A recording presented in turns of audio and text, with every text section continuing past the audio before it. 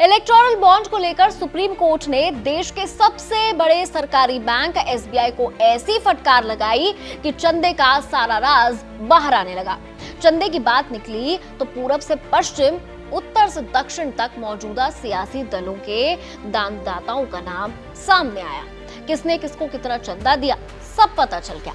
चंदे के धंधे का हिसाब जनता के सामने लाने के लिए लड़ी गई कानूनी लड़ाई के बीच राजनीतिक दलों के साथ कुछ सियासी चमत्कार भी हुए। आपने बड़े बूढ़ों से सुना होगा कि दान इस तरह से देना चाहिए कि दाहिने हाथ से दो और बाइने को पता भी ना चले, क्योंकि दान देकर आपने उसका गुणगान कर दिया तो उसका फल नहीं मिलता।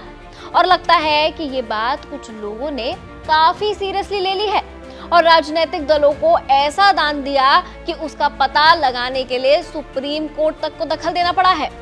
जिसके बाद एसबीआई ने जब चुनाव आयोग को चंदे की जानकारी बताई तो वहां से कुछ अजब गजब कहानियां निकलकर सामने आ गई, जिसे सुनकर आप भी दंग रह जाएंगे।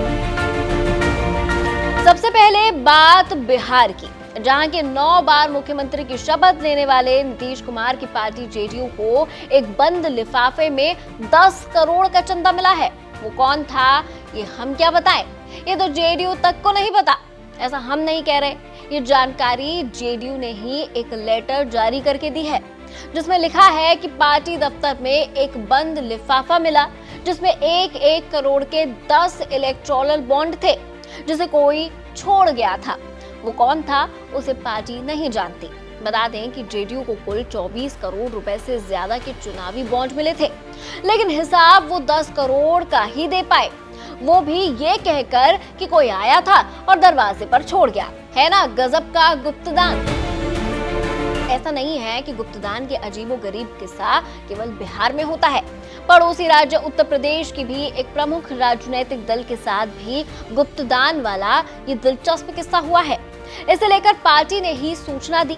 समाजवादी पार्टी ने कहा कि उसे बिना नाम के डाक से 1-1 करोड़ रुपए के 10 चुनावी बॉन्ड मिले हैं। ये सभी 10 चुनावी बॉन्ड एक ही तारीख 7 मई 2019 को जारी किए गए हैं। बता दें कि 2019 के लोकसभा चुनाव के दरमियान सपा ने 10 करोड़ 84 लाख रुपए के चुनावी बॉन्ड भुनाए थे। चुनाव आयोग के अनुसार सपा को अज्ञात दानदाताओं से पोस्ट के जरिए 10 करोड़ रुपए के बॉन्ड हासिल हुए थे। गजब है भाई, यूपी बिहार के इन सियासी दलों पर लोगों का इतना प्यार बिना नाम बताए ही करोड़ों का दान कर दिया। काश जनता के कल्याण के लिए भी कोई ऐसे गुप्त दान कर देता। बहरहाल कुछ ऐसे ही कहानियां पश्चिम बंगाल में टीएमसी ने भी सुनाई है, तो उड़ीसा में बीजेडी को करोड़ों का गुप्त दान हुआ है। वहीं तमिलनाडु में तो डीएमके को कुल चंदे के 77% बॉन्ड एक ही कंपनी फ्यूचर गेमिंग कंपनी ने दे डाला है।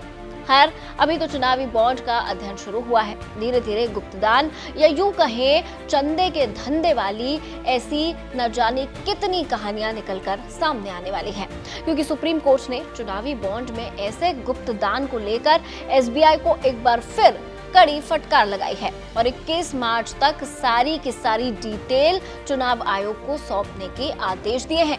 यानी गुप्तदान के किस्से अब गुप्त नहीं रहने वाले हैं।